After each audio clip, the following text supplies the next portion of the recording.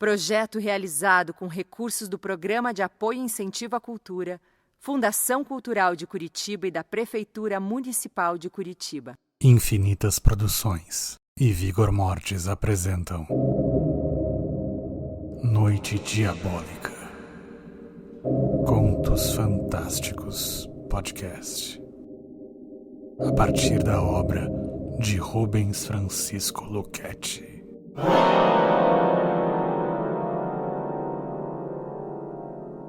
Episódio de hoje: No Domínio do Mistério, com Michele Rodrigues, Caroline Ruerig, Kenny Rogers e Paulo Biscaia Filho. Todas as sextas-feiras, John Wyland, Anthony Collins e eu costumávamos nos reunir no Clube Diógenes. Não com o intuito de jogarmos, como acontecia com a maioria dos associados. Nosso objetivo era conversar a respeito dos assuntos relevantes da semana, ou tudo aquilo que merecesse nossa reflexão. Naquela sexta-feira não foi diferente. Lá estávamos nós três. John era jornalista e Anthony, escritor de novelas de mistério. Naquele tempo, Anthony era um autor principiante. Escrevia seus primeiros textos, mas já se revelava dono de um estilo todo peculiar e que, mais tarde, iria fazê-lo famoso em todo o mundo. Eu acredito no sobrenatural, anunciou ele, de repente. Aceito que alguns fenômenos estranhos não possam ter explicações, falei. Há mais mistérios no céu e na terra do que sonha a nossa filosofia. São palavras de Shakespeare. E com elas eu estou de acordo. Entretanto, Shakespeare também disse: às vezes vemos uma simples nuvem com forma de dragão. John concordou comigo dizendo: creio que poucas pessoas presenciaram algum fato realmente sobrenatural. Muitos casos relatados são apenas histórias fictícias, declarou Anthony. Mas o que vou narrar é um fato ocorrido comigo. E casos semelhantes devem existir aos milhares neste mundo tão vasto e estranho. Fez uma pausa para acender o cachimbo. Depois, soltando uma longa nuvem de fumaça, principiou. O caso ocorreu logo após a Segunda Guerra Mundial. Eu passava férias na Escócia, na casa de um colega de campanha, Dwight Davidson. Certa tarde, quando eu descansava na grande varanda da casa, eu vi uma velha que caminhava ao longo da estrada com um feixe de lenha no ombro. Ela fez uma parada, olhou para mim e pediu-me que a ajudasse a carregar seu fardo. Eu simplesmente a ignorei. Ela então apontou-me um dedo e proferiu as palavras: "Maldito! Vou aniquilá-lo!" Mais tarde eu soube, por intermédio de um amigo, que a velha era uma feiticeira. Sua casa, uma choupana que até os animais peçonhentos evitavam, assemelhava-se mais a um ninho de almas do outro mundo que a vivenda de um mortal. Houve nova pausa. Anthony soltou a fumaça e em seguida continuou. De madrugada, algo estranho, muito estranho ocorreu. Primeiro eu vou procurar descrever meu quarto, que não era muito grande. De frente para a porta ficava a minha cama. E do lado direito, uma janela, gradeada do lado de fora. No centro do aposento havia uma mesinha. Num dos lados da parede, uma velha estante contendo antigos volumes encadernados em couro. O aposento era separado de outro, por sinal, vazio, por uma grossa cortina azul. Despertei no meio da noite sobressaltado. Parecia-me ter ouvido algo. E não me enganara, pois escutei distintamente o rumor de passos furtivos e percebi, graças ao luar penetrando pela janela, que a cortina estremecia ligeiramente como se alguém do lado oposto tentasse entrar. Um calafrio percorreu-me da cabeça aos pés. Era o medo, como nunca eu o havia sentido. Mas logo reagi. Levantei-me e acendi a luz. Avancei então para a cortina e empurrei-a. Não havia ninguém. De manhã nada comentei com os meus anfitriões. Entretanto, à noite, antes de deitar-me, coloquei ao meu lado uma faca. Meu propósito não era dormir. Porém, sem perceber, acabei adormecendo. E quando acordei, ouvi ao longe um carrilhão assinalar 12 pancadas, que ressoaram funestamente dentro da noite silenciosa. Pouco depois, escutei o mesmo ruído da noite anterior. Agora não vacilei. Saltei depressa da cama e, munido da arma, avancei para a cortina. Desferi um golpe rápido através do pano. Um grito horrível, saído de lábios invisíveis, encheu o quarto. Não digo a casa, porque os Davidsons não o ouviram. Era o grito de uma pessoa ferida de morte. Ergui a cortina e não vi viva alma. O aposento estava em perfeita ordem, e o longo corredor que se seguia achava-se deserto. Era impossível que alguém tivesse entrado ali e, ferido, tivesse tido tempo de fugir tão depressa. A resposta só a obtive pela manhã, quando, ao tomar café, Dwight Davidson contou-me, em tom de conversa comum: Não sei como podem existir pessoas com coragem de matar uma pobre e indefesa criatura. Embora considerassem feiticeira, ela não fazia mal a ninguém, não é? Mas o que houve? Indaguei. A esposa do meu amigo respondeu: Aquela pobre velha que viu anteontem à tarde foi achada essa manhã em seu leito, morta.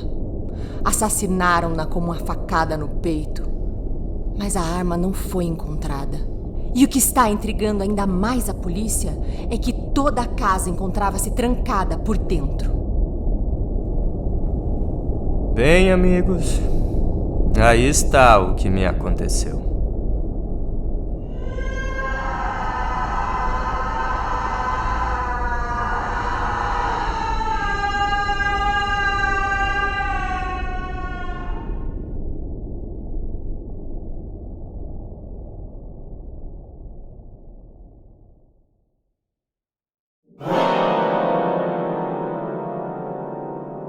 O Vale do Silêncio, com Kenny Rogers.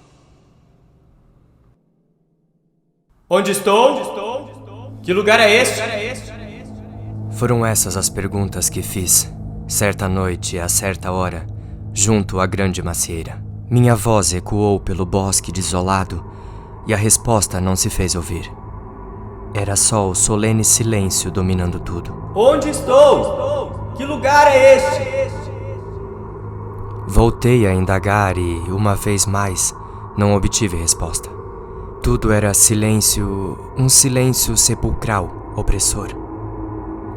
Olhei ao meu redor e vi-me num imenso vale de árvores frondosas e todo rodeado por montanhas escarpadas.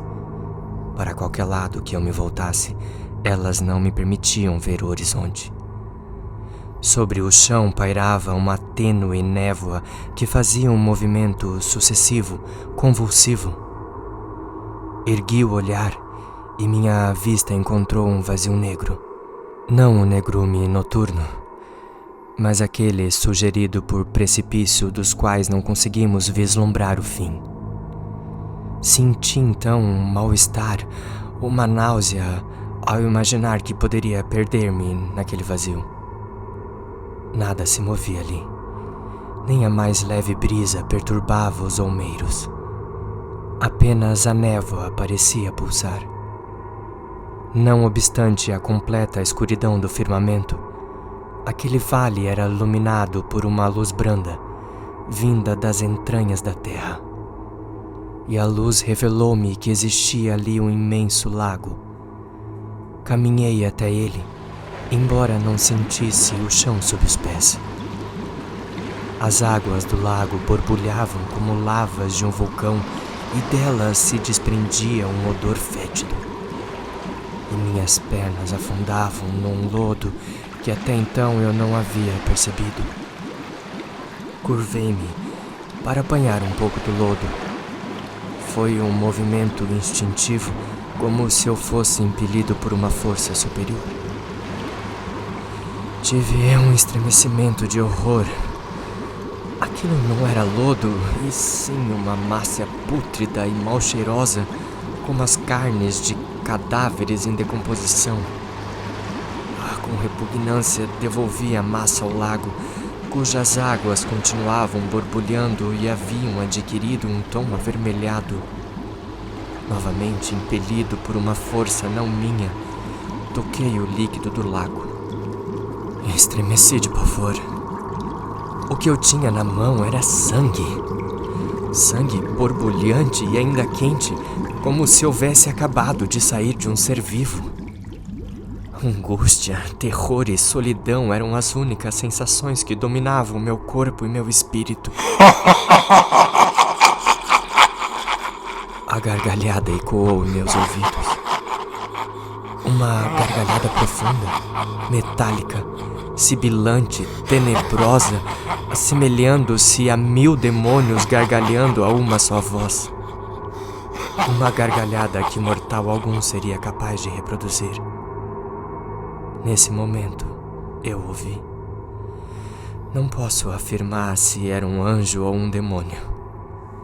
Nem posso dizer se era um emissário do bem ou do mal. Aquele ser, inteiramente negro, era, na verdade, uma sombra. Uma sombra materializada do nada. Que lugar é este? Indaguei a sombra. Vamos, responda, você que parece habitar estas paragens desoladas. Quer respostas? A voz da sombra, a exemplo da gargalhada, parecia proferida por um coro harmonioso vindo do espaço. Aqui pode ser o inferno. Então responda. Morri. O círculo da vida é uma eterna ilusão, sem princípio nem fim. Somos o que nada somos.